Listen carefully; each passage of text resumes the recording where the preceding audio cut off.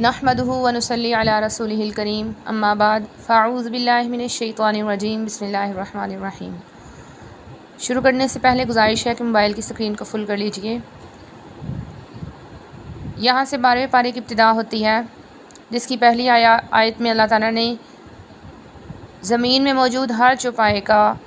زمین میں موجود ہر جاندار کا رزق اللہ رب العزت نے اپنے ذمہ لینے کا بیان فرمایا ہے کہ زمین میں کوئی بھی جاندار ایسا نہیں ہے جس کا رزق اللہ کے ذمہ نہ ہو۔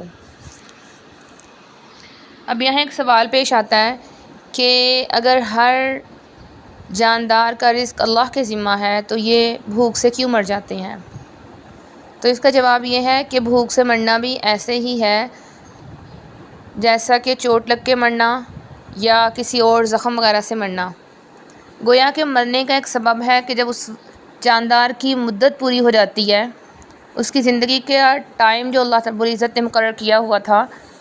وہ پورا ہو جاتا ہے، تو اللہ رب العزت اس کے رزق کو بند کر دیتے ہیں، جس کی وجہ سے اس کی موت واقع ہو جاتی ہے۔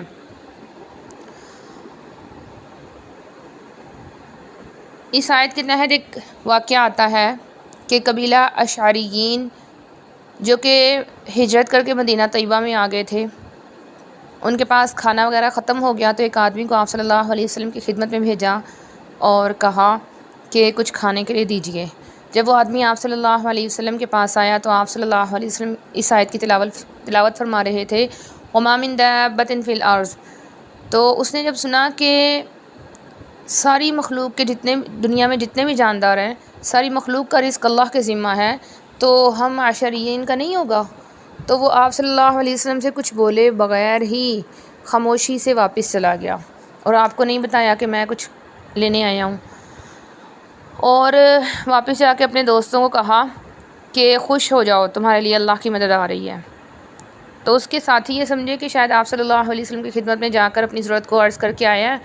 جس کے بعد اب آپ صلی اللہ علیہ وسلم کوئی امداد بھیجیں گے۔ آتے ہیں کہ وہ آرام سے مطمئن ہو کے بیٹھ گئے۔ ابھی تھوڑی دیر ہوا کہ بیٹھے ہی تھے کہ دو آدمی ایک بڑا پیالہ، جیسے بڑی ایک ٹرے ہوتی ہے، اس میں سالن اور روٹیاں کافی ساری لے کر آئے۔ کھانا دے دیا، انہوں نے خوب سیر ہو کے کھایا۔ اس کے بعد وہ کھانا بچ گیا تو انہوں نے کہا کہ ہم ان کو رسول اللہ صلی اللہ علیہ وسلم کے پاس واپس ہی بھیج دیتے ہیں تاکہ آپ اس کو اپنی ضروریات میں خرچ کر لیں۔ تو دو آدمی واپس آپ صلی اللہ علیہ وسلم کے پاس ہی کھانا دے کر آئے، اور اس کے بعد جب سب آپ صلی اللہ علیہ وسلم کی خدمت میں آئے تو انہوں نے کہا، یا رسول اللہ، جو کھانا آپ نے ہمیں بھیجا تھا وہ بہت ہی لذیذ تھا۔ تو آپ نے فرمایا کہ میں نے تو کوئی کھانا نہیں بھیجا تھا۔ تب انہوں نے پورا واقعہ ذکر کیا کہ ایسے ایسے آدمی آیا تھا آپ کے پاس، تو ہم نے سمجھا کہ آپ نے بھیجا ہے۔ تو آپ صلی اللہ علیہ وسلم نے فرمایا کہ میں نے نہیں بھیجا بلکہ اس ذات اقدس نے بھیجا ہے جس نے ہر جاندار کا رزق اپنے ذمہ لیا ہوا ہے۔ اسی طرح بعض روایات میں آتا ہے کہ حضرت موسیٰ علیہ السلام جب کوہ طور پہ آگ کی تلاش میں گئے اور پھر وہاں سے حکم آیا کہ مصر چلے جاؤ فرعون کے پاس، تو انہیں اپنی زوجہ کا خیال آیا جو کہ پیچھے جنگل میں تھی۔ تو ویسے تو اللہ رب العزت پر یقین کامل تھا، لیکن پھر بھی تھوڑا سا وسوسہ آیا، تو جس کی بنا پر اللہ تعالیٰ نے فرمایا کہ اپنی لاٹھی کو پتھر پہ مارو۔ انہوں نے مارا، دوسرے پتھر پہ اس کے اندر سے ایک اور پتھر نکلا، اس پر مارا، اس کے اندر سے ایک اور پتھر نکلا۔ 3 پتھروں کے اندر اللہ رب العزت نے دکھایا کہ ایک چھوٹا سا کیڑا تھا جس کے منہ میں سبز رنگ کا پتا تھا، اور ہم سب یہ جانتے ہیں کہ پتھر پر سبزہ ناممکن بات ہے۔ تو جب موسیٰ علیہ السلام نے یہ دیکھا کہ اللہ رب العزت اتنی ایک پتھروں کے اندر بھی کیڑوں کو رزق عطا فرما رہے ہیں، تو میری جو فیملی ہے، میرے گھر والوں کو تو ضرور پہنچائیں گے، اس لیے انہوں نے اپنی زوجہ کو بتایا بھی نہیں اور وہیں سے چلے گئے۔ یعلم مستقرها ومستودعها، مستقر کہتے ہیں جہاں پہ انسان زیادہ دیر کے لیے ٹھہرے، مستودع جہاں مختصر ٹائم کے لیے ٹھہرے۔ تو یہاں پر اللہ تعالیٰ بتا رہے ہیں کہ اللہ کے ذمہ رزق ہے۔ جب ہم نے ایک جگہ سے دوسری جگہ جانا ہوتا ہے تو ایسا ہوتا ہے کہ ہم دوسری جگہ والوں کو بتاتے ہیں کہ ہم آ رہے ہیں، لہٰذا ہمارا وہاں پہ کھانے پینے کا سارا انتظام کر دیا جائے۔ تو چونکہ رزق اللہ کے ذمہ ہے تو اللہ تعالیٰ فرما رہے ہیں کہ اللہ تعالیٰ انسان کے اور جاندار کے ہر جگہ جانے کے علم سے واقف ہیں کہ کہاں وہ انسان کب جائے گا، یہ جاندار وہاں کب جائے گا، اور پہلے ہی وہاں پر اللہ تعالیٰ نے اس کے رزق کا انتظام کر دیا ہوتا ہے، بلکہ بعض دفعہ ایسا ہوتا ہے کہ رزق انسان کو کھینچ لیتا ہے، انسان کی نیت نہیں ہوتی لیکن وہاں پر اس کا رزق ہوتا ہے جس کی وجہ سے وہ وہاں پر چلا جاتا ہے۔ تو اللہ تعالیٰ فرما رہے ہیں کل فی کتاب مبین، یہ سارا کا سارا اللہ رب العزت نے کتاب مبین میں لوح محفوظ میں لکھا ہوا ہے۔ وہ ذات ہے جس نے زمین کو 6 دنوں میں پیدا کیا اور اس کا عرش پانی پر تھا۔ اس سے معلوم ہوتا ہے کہ پہلے جو تھا زمین ساری جگہ پہ پانی تھا، اس کے بعد اللہ تعالیٰ نے زمین کو پیدا فرمایا۔ آگے اس کی پوری تفصیل آئے گی کہ کتنے دنوں میں زمین کو بنایا، کتنے دنوں میں آسمانوں کو بنایا۔ مقصد کیا تھا؟ لیبلوکم ایکم احسن عملا، کہ تم میں سے آزمائش کرے کہ کس کے اعمال اچھے ہیں۔ یعنی دنیا کو بنانے کا مقصد اس کے علاوہ کچھ نہیں تھا کہ لوگوں کو آزمایا جائے، اور ان میں سے بھی خاص طور پہ اچھے اعمال کرنے والوں کے لیے دنیا کی تخلیق ہوئی ہے۔ وَلَئِن قُلْتَ إِنَّكُمْ مَبْعُوثُونَ مِن بَعْدِ الْمَوْتِ، اور اگر آپ یہ کہیں کہ بے شک وہ موت کے بعد دوبارہ زندہ کیے جائیں گے، تو کافر لوگ اس بات کو عجیب سمجھیں گے اور کہیں گے کہ یہ تو جادو ہی ہوگا۔ یعنی وہ سمجھتے ہیں کہ بغیر جادو کے کسی کو دوبارہ زندہ نہیں کیا جا سکتا، جبکہ جس نے پہلی مرتبہ پیدا کیا ہے وہ دوبارہ زندہ کرنے پر بھی قادر ہے۔ وَلَئِنْ أَخَّرْنَا عَنْهُمُ الْعَذَابَ، اور فرمایا کہ اگر دنیاوی تھوڑی سی دن کی جو زندگی ہے اس میں عذاب کو ملتوی کر دیں تو وہ کہیں گے، یعنی مذاقاً کہتے ہیں کہ کس چیز نے عذاب کو روک دیا، اور جب عذاب آئے گا تو اس میں کوئی بھی دیر نہیں ہوگی۔ اگر اللہ تعالیٰ انسان کو رحمت عطا فرماتے ہیں پھر جب اسے لے لیتے ہیں تو وہ نا امید بھی ہو جاتا ہے اور ناشکرہ بھی ہو جاتا ہے، اور جب اللہ تعالیٰ پریشانی کے بعد خوشی دیتے ہیں تو انسان اترانا شروع کر دیتا ہے۔ لیکن جو لوگ صبر کرنے والے، اعمال صالح کرنے والے ہیں، ان کے لیے مغفرت ہے اور اجر کبیر ہے، کیونکہ وہ ایسے کام نہیں کرتے بلکہ اللہ کی ہر چیز میں حکمت کو تلاش کرتے ہیں۔ فَلَعَلَّكَ تَارِكٌ بَعْضَ مَا يُوحَىٰ إِلَيْكَ، کہ لوگ آپ کو کہا کرتے تھے جو یہودی تھے اور مشرکین وغیرہ کہ کیوں نہیں آپ پر کوئی خزانہ اترتا یا آتا آپ کے ساتھ کوئی فرشتہ، گویا کہ وہ آپ کو خود جو ہیں وہ سمجھتے تھے کہ آپ ہی سب کچھ کر سکتے ہیں، جبکہ ایسا نہیں تھا۔ اللہ رب العزت کی ذات سب کچھ کرنے والی ہے، اور اللہ رب العزت کی اطاعت کے مطابق آپ صلی اللہ علیہ وسلم اللہ رب العزت کے احکامات دوسروں تک پہنچاتے تھے۔ تو فرما دیا انما انت نذیر، آپ پریشان نہ ہوا کریں، اپنے دل میں جو آپ کی جو تنگی آتی ہے اس کو چھوڑ دیں، آپ صرف ڈرانے والے ہیں، ان لوگوں کی باتوں کا اثر نہ لیں۔ ام یقولون افترا، وہ لوگ کہا کرتے تھے کہ انہوں نے آپ صلی اللہ علیہ وسلم نے قرآن کریم کو گھڑ لیا ہے۔ تو ان سے کہا گیا کہ اگر یہ گھڑنا اتنا ہی آسان ہے کہ ایک امی انسان قرآن کریم جیسی فصیح و بلیغ کتاب گھڑ سکتا ہے، تو تم تو پڑھے لکھے لوگ ہو، تو تم 10 صورتیں بنا لو اس کی مثل۔ وَادْعُوا مَنِ اسْتَطَعْتُم مِّن دُونِ اللَّهِ، اور پھر صرف تم ہی نہیں بلکہ جتنے لوگوں کو جمع کرنا چاہتے ہو جمع کر لو اگر سچے ہو۔ فَإِن لَّمْ يَسْتَجِيبُوا لَكُمْ، اگر ایسا نہ کر سکے تو جان لو کہ یہ اللہ کے علم کے ساتھ اتارا گیا ہے۔ جو یعنی دنیاوی زندگی اور اس کی زینت کو تلاش کرتا ہے، چاہتا ہے، تو فرما رہے ہیں اللہ تعالیٰ کہ ہم ان کے بدلے یعنی ان کے اعمال کی جو جزا ہے دنیا میں ہی دے دیں گے، اور آخرت میں ان کے لیے کچھ نہیں ہوگا، آخرت میں ان کے لیے آگ ہی ہوگی، اور ان کے باقی سارے اعمال ضائع ہو جائیں گے۔ افمن کان علی بینۃ من ربہ ویتلوہ شاہد منہ، یعنی جو انسان قرآن کریم کا منکر ہے وہ اس شخص کے برابر ہو سکتا ہے جو اس کی تلاوت کرتا ہے اور اس قرآن کریم کی تصدیق کرنے والی کتاب موسیٰ علیہ السلام کی بھی ہے۔ فرمایا کہ جو اس کا انکار کرے گا وہ جہنم میں داخل ہوگا، اور یہ بھی کہ اللہ پر جھوٹ کرنے والے سے بڑھ کر ظالم کون ہوگا۔ یہ اپنے رب پر جھوٹ باندھتے ہیں تو اللہ تعالیٰ گواہوں کو پیش کریں گے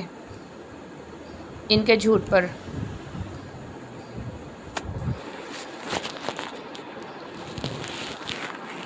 الا لعنۃ اللہ علی الظالمین، ظالموں پر لعنت ہے۔ ظالموں کے کام کیا ہیں کہ وہ اللہ کے راستے سے روکتے ہیں، جس کی وجہ سے وہ آخرت میں جہنم میں جائیں گے۔ یہی لوگ ہیں لم یکونوا معجزین، وہ اللہ کو عاجز نہیں کر سکتے ہیں زمین میں،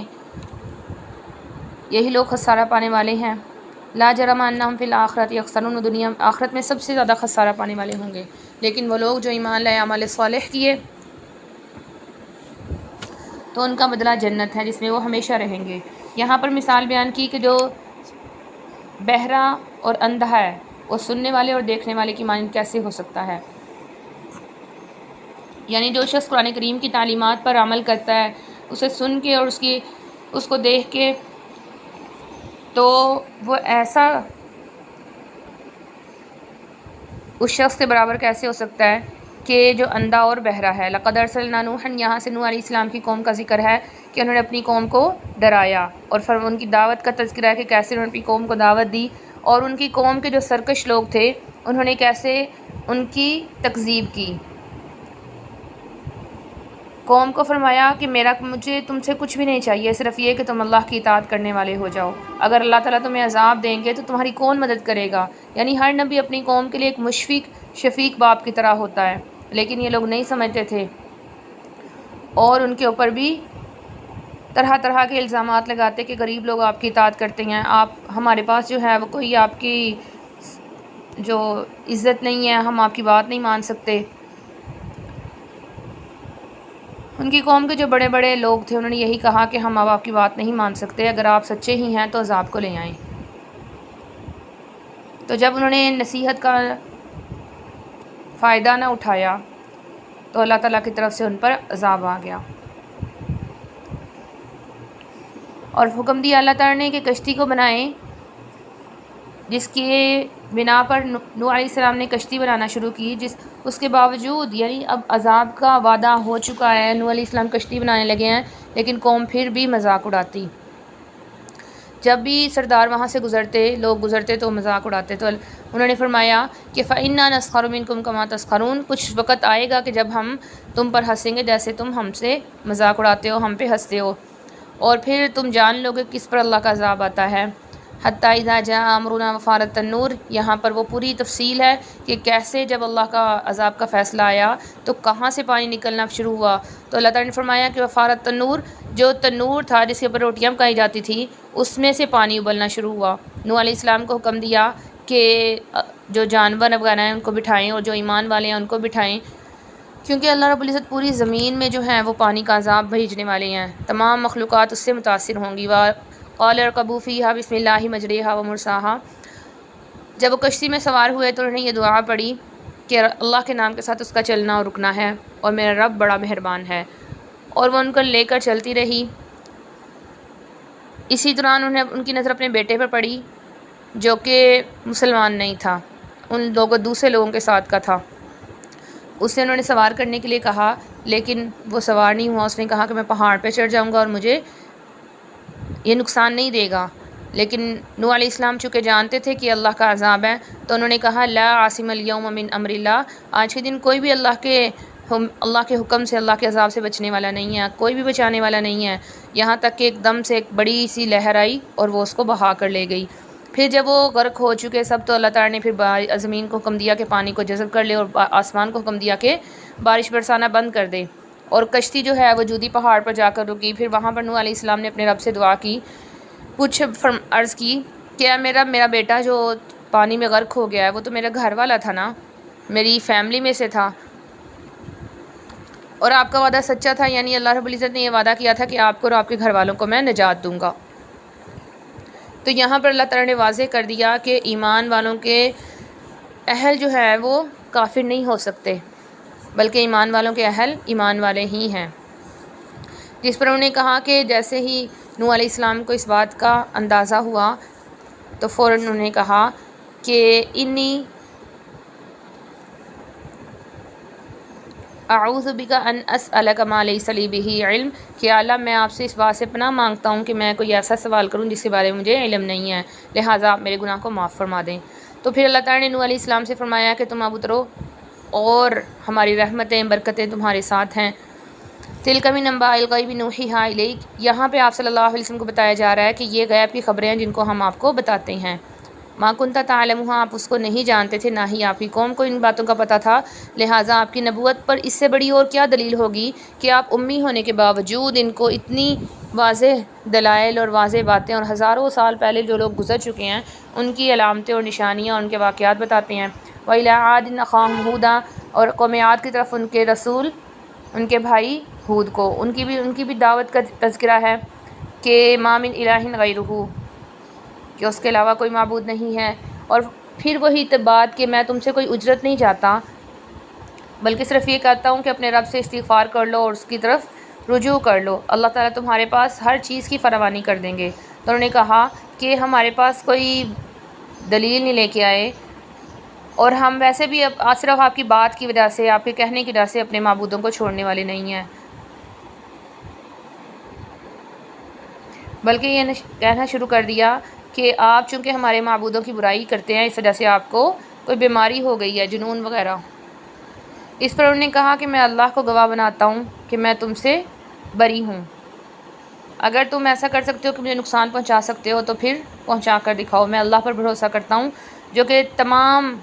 مخلوقات کو ہدایت دینے والا ہے، ہر چیز اس کے قبضے میں ہے۔ فَإِن تَوَلَّوْا فَقَدْ أَبْلَغْتُكُمْ مَا أُرْسِلْتُ بِهِ، اگر تم پھر بھی پھرے رہو گے تو میں اپنی احکامات جو اللہ رب العزت نے مجھے رسالت دے کر بھیجی ہے وہ میں تمہیں پہنچا چکا ہوں۔ وَلَمَّا جَاءَ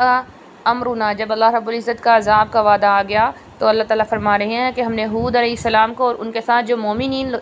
تھے ان کو نجات دی، اور قوم عاد کا تذکرہ فرمایا کہ انہوں نے بھی انکار کیا ہماری اپنے رب کی نشانیوں کا اور رسول کی نافرمانی کی، تو ان کو بھی عذاب آیا، اور قیامت تک ان کے پیچھے جو ہے وہ لعنت لگی رہے گی۔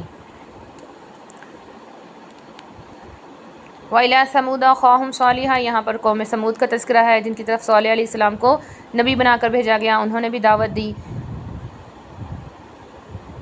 اور یہی فرمایا کہ میں تمہیں ایک واضح دلیل کے ساتھ تمہارے رب کی طرف بلاتا ہوں، اللہ نے مجھے رحمت عطا فرمائی ہے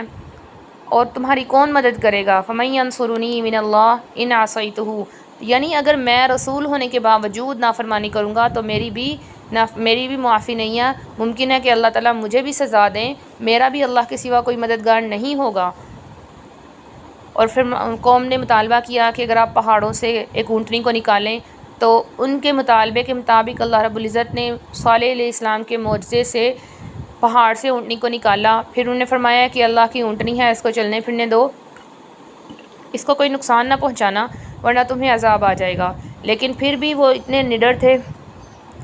اللہ کے عذاب سے کہ انہوں نے اس کو مار ڈالا، جس کی وجہ سے ان پر عذاب آ گیا۔ فَلَمَّا جَاءَ أَمْرُنَا، تو اللہ تعالیٰ یہی فرما رہے ہیں کہ جب عذاب کا وعدہ آیا تو صالح علیہ السلام کو اللہ تعالیٰ نے نجات دی اور ان مومنین کو بھی جو ان کے ساتھ ایمان لا چکے تھے۔ وَأَخَذَ الَّذِينَ ظَلَمُوا الصَّيْحَةُ، اب ان کا جو تھا، جو لوگ بڑے اپنے آپ کو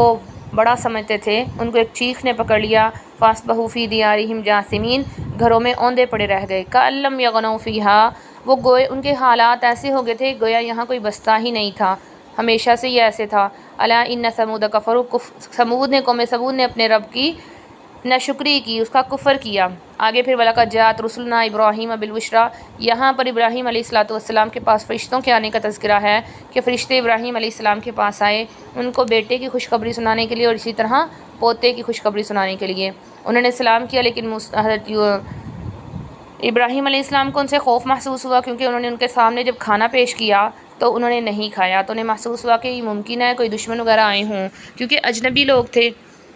تو فرشتوں نے کہا کہ آپ خوف نہ کریں، ہمیں قوم لوط کی طرف عذاب کے لیے بھیجا گیا ہے، اور انہوں نے انہیں خوشخبری سنائی کہ اللہ رب العزت آپ کو بیٹا دیں گے اور اس کے بعد پوتا بھی عطا فرمائیں گے۔ تو ان کی زوجہ جو ہے وہ سن رہی تھی، انہیں بڑا تعجب ہوا، تو تعجب سے وہ ہنسنے لگی اور یہ سوچا کہ کیا میں اتنی بوڑھی ہوں اور میرا شوہر بھی بوڑھا ہے، تو یہ کیسی عجیب بات ہوگی۔ انہوں نے کہا کہ آپ اللہ کے معاملات میں تعجب نہ کریں، اللہ کی رحمتیں اور برکتیں بے شمار ہیں۔ جب جو روب تھا ان کا، جب وہ چلا گیا، انہوں نے بتا دیا کہ ہم جو ہیں وہ فرشتے ہیں اور قوم لوط پر عذاب بھیجنے آئی ہیں، اور ان کو خوشخبری سنائی، تو وہ عذاب بھیجنے کے لیے ان سے بات چیت کرنے لگے کہ ان پہ کیوں عذاب بھیجا جا رہا ہے۔ کیونکہ اللہ تعالیٰ نے بتا دیا کہ ایسا اس لیے کر رہے تھے کیونکہ وہ بڑے ہی حلیم الطبع تھے، ان کے دل میں بہت ہی نرمی تھی۔ یا ابراہیم اعرض عن ھذا، کہ آپ اس بات کو جانے دیں اللہ کا فیصلہ ثابت ہو چکا ہے۔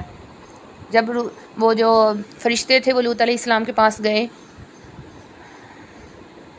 تو ان کی قوم ایسے خوشی سے بھاگتی ہوئی آئی کہ انہیں پتہ چلا کہ ان کے پاس کچھ خوبصورت لڑکے جو ہیں وہ آئے ہیں۔ اس وقت بھی انہوں نے برا ارادہ کیا اور اس سے پہلے بھی وہ برے اعمال کرتے تھے۔ جب وہاں پر آئے تو لوط علیہ السلام نے فرمایا کہ یہ میرے مہمان ہیں اور ان کو تم مجھے ان کے سامنے جو ہے رسوا نہ کرو، ان کو کچھ بھی نہ کہو۔ اگر تم نے اپنی خواہشات پوری کرنی ہیں تو یہ میری بیٹیاں، جو امت کی لڑکیاں یہ میری بیٹیاں، ان سے تم نکاح کر سکتے ہو، وہ تمہارے لیے زیادہ پاکیزہ ہیں۔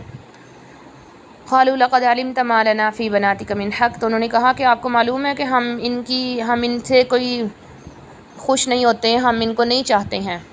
جو ہم چاہتے ہیں اس کو آپ خوب جانتے ہیں۔ تو اس وقت حضرت لوط علیہ السلام نے کہا کہ کاش میرے پاس کوئی طاقت ہوتی یا میرا بڑا مضبوط قبیلہ ہوتا تو میں ان لوگوں کا مقابلہ کر لیتا۔ تو آتا ہے کہ اس کے بعد جتنے بھی انبیاء آئے اللہ رب العزت نے ان کو بڑے مضبوط قبیلوں میں ہی مبعوث فرمایا۔ قالوا یا لوط انا رسل ربک، اب جب یہ اتنے پریشان ہو گئے، اللہ سے مدد چاہنے لگ گئے، تو ان فرشتوں نے کہا کہ آپ پریشان نہ ہوں اے لوط، ہم تو اللہ کے بھیجے ہوئے فرشتے ہیں، وہ ہمیں کچھ بھی نہیں کہہ سکتے۔ آپ اور اپنے گھر والوں کو لے کر رات میں ہی نکل جائیں اور پیچھے مڑ کے آپ میں سے کوئی بھی نہ دیکھے۔ لیکن ان کی ایک زوجہ تھی جس نے پیچھے مڑ کر دیکھا اور وہ بھی ان کے ساتھ عذاب میں مبتلا ہو گئی۔ فلما جاء امرنا، یہاں پر ان کے عذاب کا تذکرہ ہے کہ جب ان پر عذاب آیا تو اللہ تعالیٰ نے ایک فرشتہ ان کی بستی کو لے کر بالکل آسمان کے پاس چلا گیا اور پھر وہاں سے ان کو واپس زمین کی طرف پھینک دیا گیا۔ اور یہ جو ہے ابھی بھی ایسی جگہ ان کا جہاں پہ ان کی بستی تھی وہ ابھی بھی ہے، اور وہاں پہ کوئی آبادی نہیں ہے، اور وہاں ایک دریا ہے کہ جس کا پانی ایسا ہے کہ جہاں پہ کوئی بھی جاندار زندہ نہیں رہتا۔ بعد میں تحقیق سے معلوم ہوا کہ اس میں ریت اور تیل کے اجزاء زیادہ ہیں، جس کی وجہ سے وہاں پر کوئی دریائی جانور زندہ نہیں رہ سکتا۔ آگے یہاں فرمایا وَأَمْطَرْنَا عَلَيْهِمْ عَلَيْهَا حِجَارَةً مِّن سِجِّيلٍ مَّنضُودٍ، اللہ تعالیٰ فرما رہے ہیں کہ ہم نے ان پہ پہلے ان کو آسمان پہ جا کر نیچے لا کر دھنسا دیا گیا، لیکن ان کا فعل اس قدر برا تھا کہ اللہ رب العزت نے ان کے اوپر بارش کی، ایسے پتھروں کی جو کہ لگاتار گر رہے تھے۔ یہ اللہ رب العزت کے پاس سے ایسے خاص پتھر تھے جن کے اوپر نشان تھے کہ کس کے اوپر کون سا گرے گا۔ وما ہی من الظالمین ببعید، اللہ تعالیٰ فرما رہے ہیں کہ یہ ظالموں کی بستی تھی، جو کہ یہ واقعہ کچھ زیادہ دور کا نہیں ہے۔ وَإِلَىٰ مَدْيَنَ أَخَاهُمْ شُعَيْبًا، قوم مدین ان کے بھائی شعیب علیہ السلام کو مبعوث کیا۔ ان کا گناہ یہ تھا کہ وہ ناپ تول میں کمی کرتے تھے اور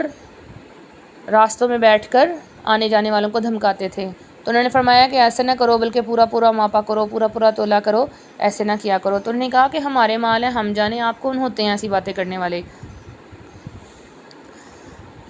بلکہ آپ ہمیں بتائیں کہ آپ کا مذہب ہمیں یہ حکم دیتا ہے کہ ہم اپنے آباء و اجداد کی ہمارے جن کے معبود تھے ان کو چھوڑ دیں اور ہم اپنے مالوں میں اپنی مرضی نہ کر سکیں۔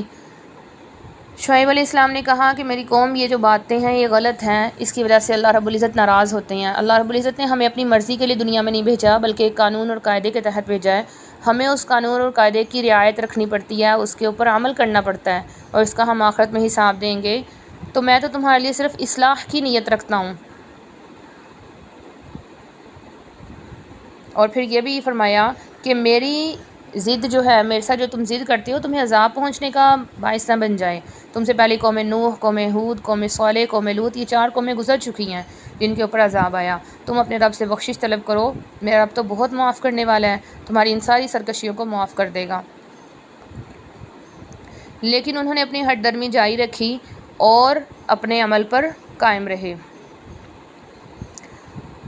آخرکار حضرت شعیب علیہ السلام نے کہا کہ تم اپنی مرضی کرتے رہو، میں بھی اپنی جگہ پر اعمال کرتا رہوں گا، عنقریب تم جان لو گا کس کے اوپر رسوائی آتی ہے۔ اور جب اللہ تعالیٰ کا فیصلہ آ گیا، یعنی عذاب کا فیصلہ آ گیا، تو یہاں پر اللہ تعالیٰ نے شعیب علیہ السلام اور ایمان والوں کو نجات دی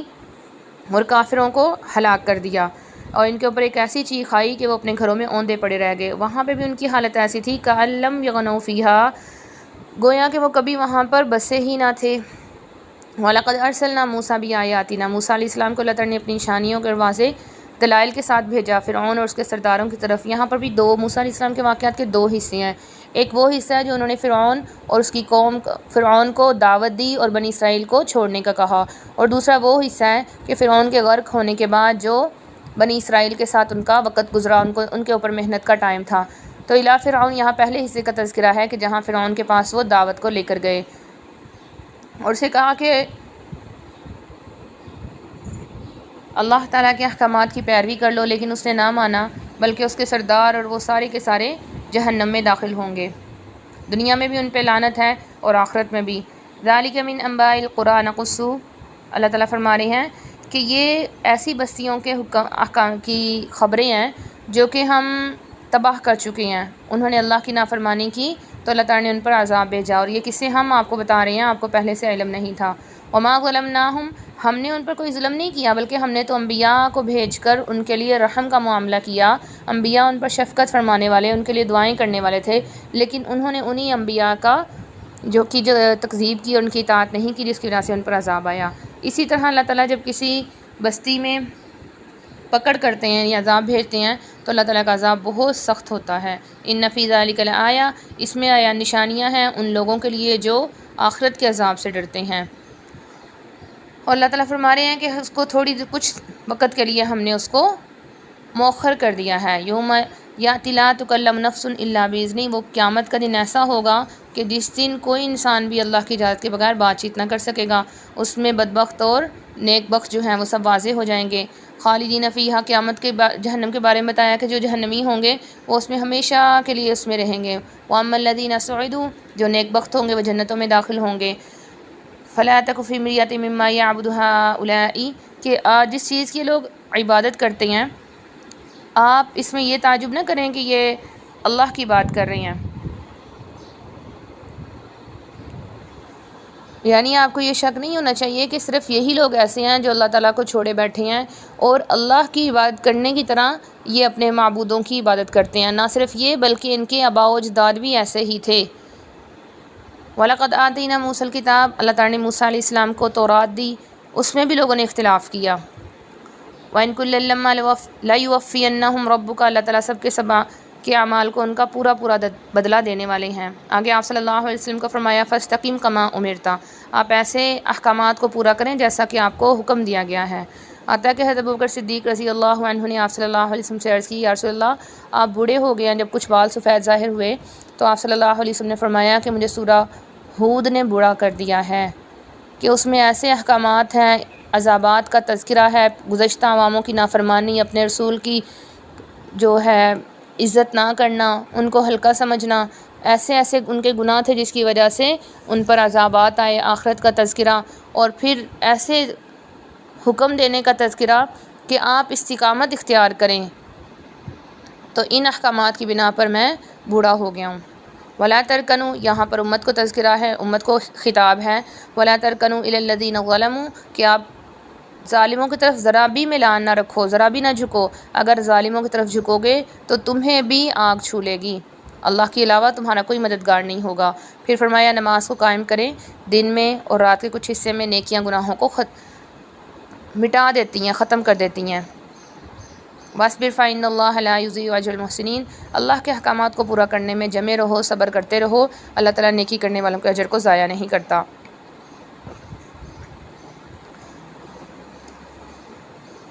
فَلَوْلَا كَانَ مِنَ الْقُرُونِ مِنْ قَبْلِكُمْ، فرمایا کہ پہلی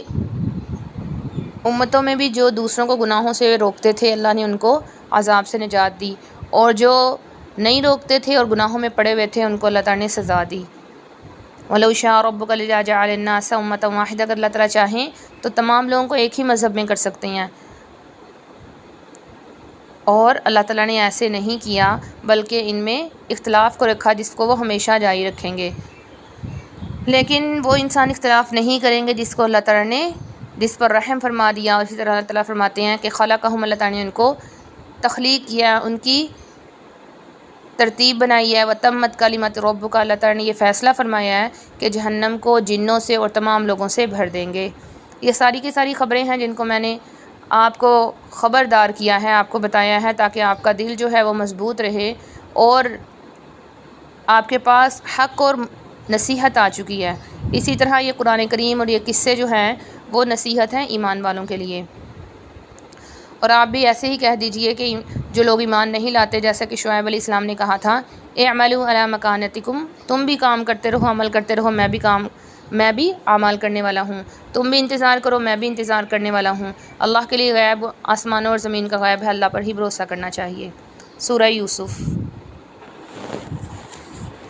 تقریباً 3-4 آیات کے علاوہ یہ ساری کی ساری سورہ مکیہ ہے۔ اس میں حضرت یوسف علیہ السلام کا واقعہ مکمل تسلسل اور ترتیب کے ساتھ بیان ہوا ہے، اور یہ واقعہ صرف اسی صورت میں آیا ہے، قرآن کریم میں دوبارہ کہیں بھی اس کا ذکر نہیں ہے، اور یہ صرف حضرت یوسف علیہ السلام کے قصے کی ہی خصوصیت ہے۔ قرآن کریم چونکہ کوئی قصوں کی اور کہانیوں کی کتاب نہیں ہے، بلکہ اس کا مقصد عبرت ہے، اس لیے پہلے دوسرے انبیاء کے جو قصے جہاں عبرت کی جتنے حصے کی ضرورت ہوئی وہاں پر اس کو بیان کر دیا گیا۔ اس طرح سے بعض قصوں میں ایسی ترتیب ہے کہ جو بعد والا واقعہ اسے پہلے بیان کر دیا گیا اور پہلے والے کو بعد میں تذکرہ کیا گیا۔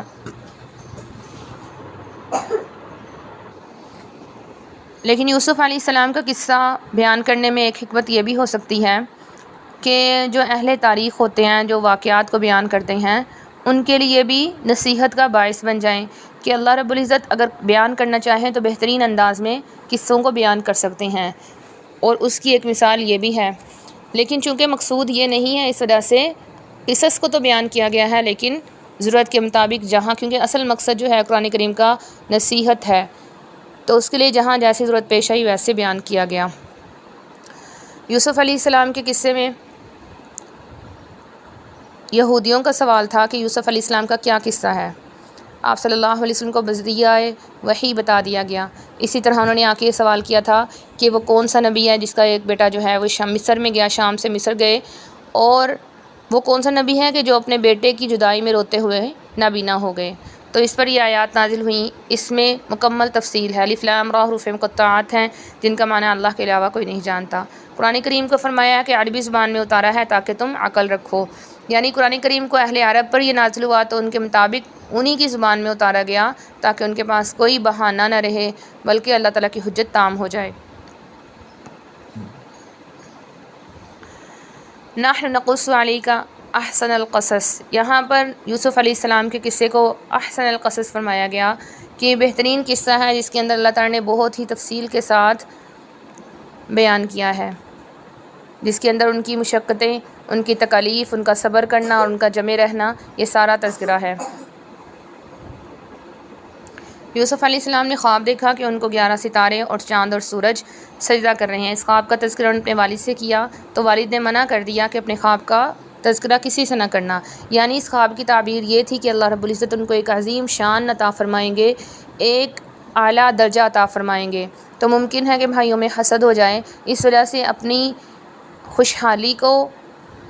دوسروں سے چھپانا ہی مناسب ہوتا ہے، کیونکہ حاسدین حسد کی بنا پر نقصان پہنچانے کی کوشش کرتے ہیں۔ اور اللہ تعالیٰ فرما رہے ہیں کہ اسی طرح اللہ تعالیٰ نے ان کو چن لیا تھا، ان کو خواب کی تعبیر سکھائی تھی،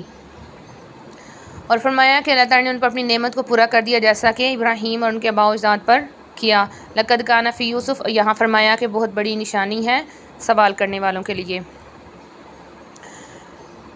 یوسف علیہ السلام کے بھائیوں نے کہا کہ ہمارے والد جو ہیں ان سے زیادہ محبت کرتے ہیں، جبکہ ہم ایک پوری جماعت ہیں۔ اس وقت 10 تک بولا جاتا ہے،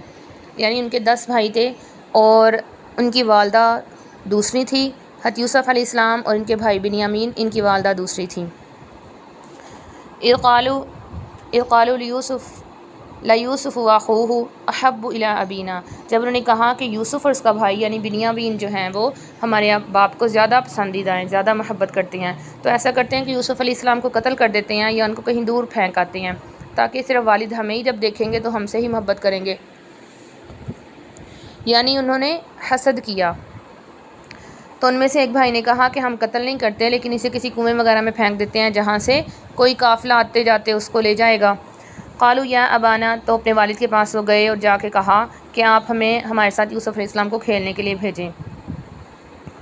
ہم اس کے ساتھ تھوڑی تفریح کرنا چاہتے ہیں۔ لیکن یعقوب علیہ السلام نے کہا کہ مجھے ڈر ہے کہ تم اس کو کہیں اکیلا چھوڑ دو، اس کو بھیڑیا وغیرہ کھا لے۔ تو انہوں نے کہا کہ ایسا کیسے ممکن ہو سکتا ہے، ہم ان کے ساتھ ہی ہوں گے۔ لیکن جب وہ ان کو لے کر گئے اور انہوں نے اس بات پہ اتفاق کر لیا کہ ان کو ایک کنویں میں ڈال دیں گے۔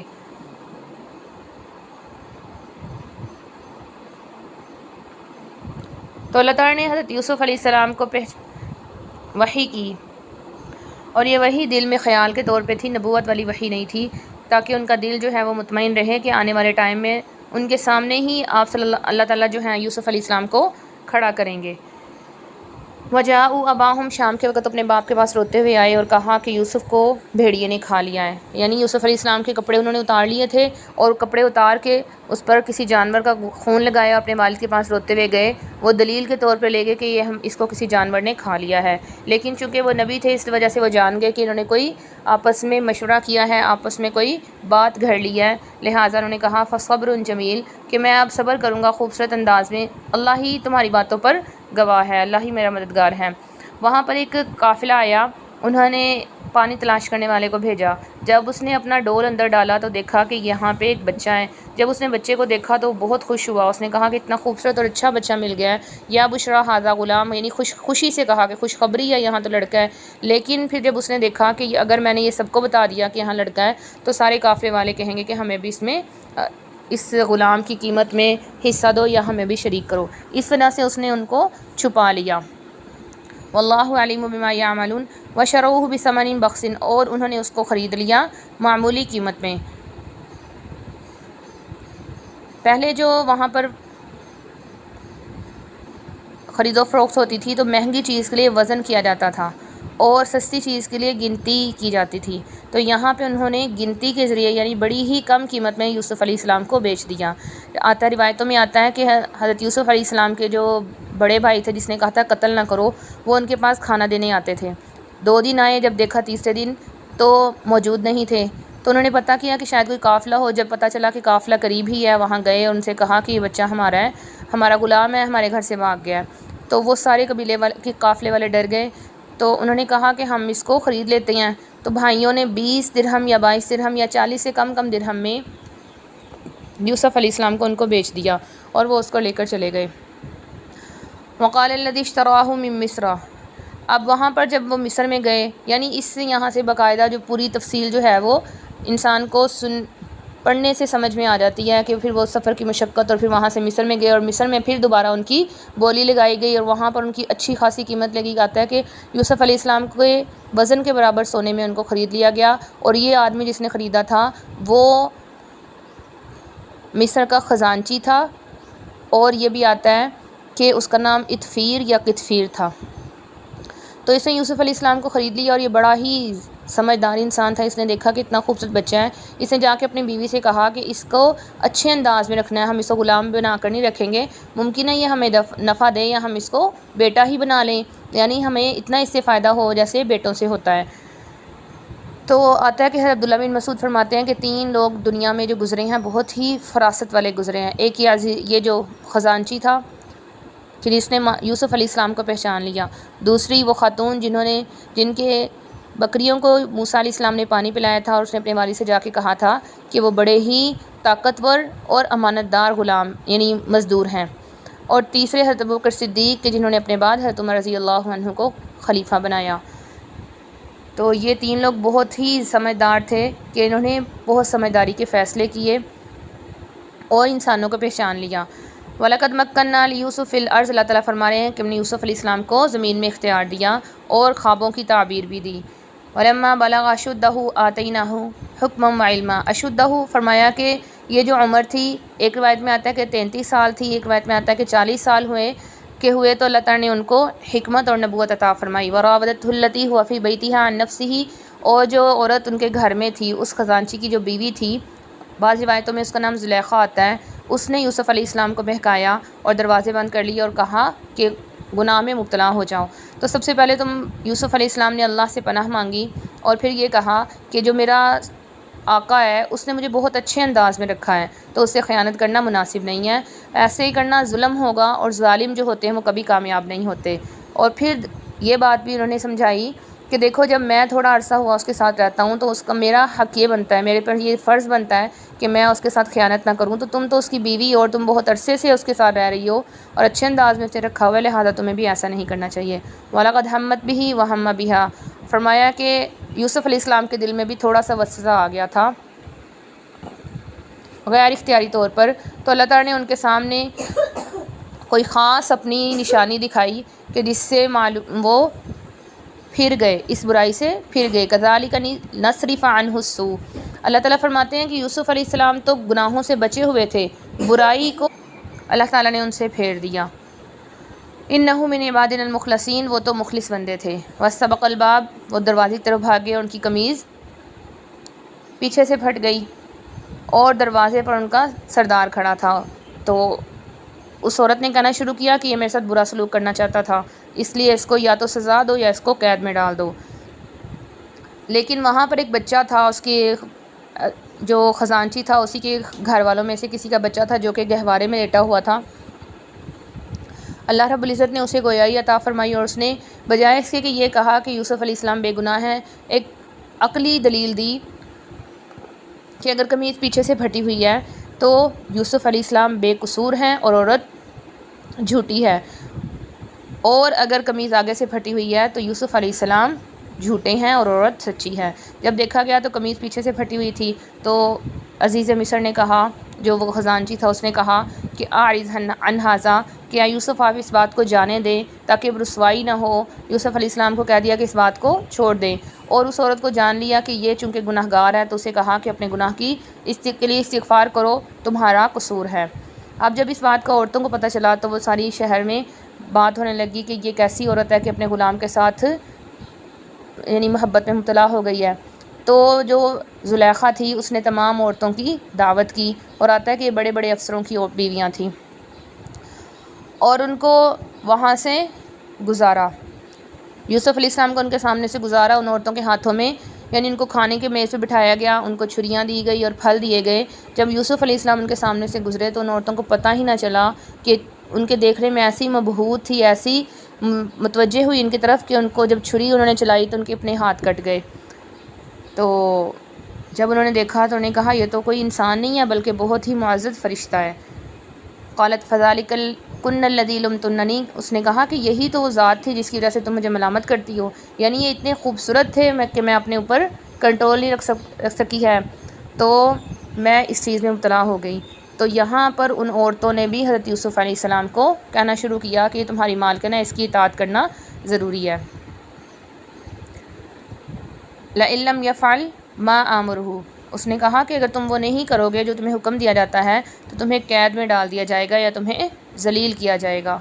تو حضرت یوسف علیہ السلام نے کہا کہ اللہ مجھے قید میں ہی بھیج دیں، میں ایسے گناہ میں مبتلا ہونا پسند نہیں کرتا۔ اور پھر یہاں پہ آتا ہے کہ انہوں نے قید کو پسند کیا، لیکن آپ صلی اللہ علیہ وسلم نے اس سے منع فرمایا ہے کہ بڑی مصیبت کو ٹالنے کے لیے چھوٹی مصیبت کا سوال نہیں کرنا چاہیے، بلکہ اللہ تعالیٰ سے عافیت مانگنی چاہیے کہ اللہ تعالیٰ ہمیں عافیت عطا فرمائے، اور یہ بھی سوال نہیں کرنا چاہیے کہ اللہ مجھے صبر عطا فرما، کیونکہ جب صبر کی دعا کرتے ہیں تو مصیبت آتی ہے، اور مصیبت ہوگی تو صبر ہوگا نا۔ قال رب السجن احب الی مما یدعوننی، اور فرمایا کہ یا اللہ مجھے قید میں بھیج دے لیکن میں ان کی جو مطالبہ ہیں وہ میں پورے نہیں کر سکتا، اگر میں ایسا کر لوں گا تو میں تو جاہلوں میں سے ہو جاؤں گا۔ اللہ رب العزت نے ان کی دعا کو قبول فرما دیا اور ان کے جو مکر کو جو ہے وہ ہٹا دیا، ان سے پھیر دیا۔ ثم بدا لهم من بعد ما رأوا الآیات، اور پھر اللہ تعالیٰ فرماتے ہیں کچھ نشانیاں دیکھنے کے بعد، کچھ عرصے بعد اس نے دیکھا کہ یہاں پر ان کو تکلیف ہے اور ویسے بھی رسوائی ہوگی، تو جو خزانچی تھا انہوں نے ان کو قید میں ڈال دیا۔ وَدَخَلَ مَعَهُ السِّجْنَ فَتَيَانِ، یوسف علیہ السلام کے ساتھ دو اور نوجوان جو ہیں وہ جیل خانے میں گئے تھے، ان میں سے ایک نے دیکھا، خواب میں دیکھا کہ وہ شراب کو نچوڑ ہے، اور دوسرے نے دیکھا کہ اس کے پاس روٹیوں کا تھال ہے جو کہ سر پر رکھا ہوا ہے اور پرندے اس سے کھا رہے ہیں۔ انہوں نے تعویل پوچھی تو وہاں پر یوسف علیہ السلام نے اپنے جو منصب تھا نبوت کا اس کو وہ بھلایا نہیں، بلکہ پہلے ان کو دعوت دی کہ وَاتَّبَعْتُ مِلَّةَ آباء ابراہیم و اسحاق، کہ میں اپنے آباء و اجداد کی ملت کے مذہب کی پیروی کرتا ہوں جس میں کوئی شرک کی گنجائش نہیں ہے۔ اور پھر اپنے جیل کے ساتھیوں سے کہا، مثال کے طور پہ اسے بتایا کہ آپ بہت سے خدا جو ہیں وہ بہتر ہیں یا ایک اللہ جو کہ زبردست ہے۔ ما تعبدون من دونہ، کہ تم لوگ صرف ناموں کی عبادت کرتے ہو، ان کے اندر حقیقت کچھ نہیں ہے۔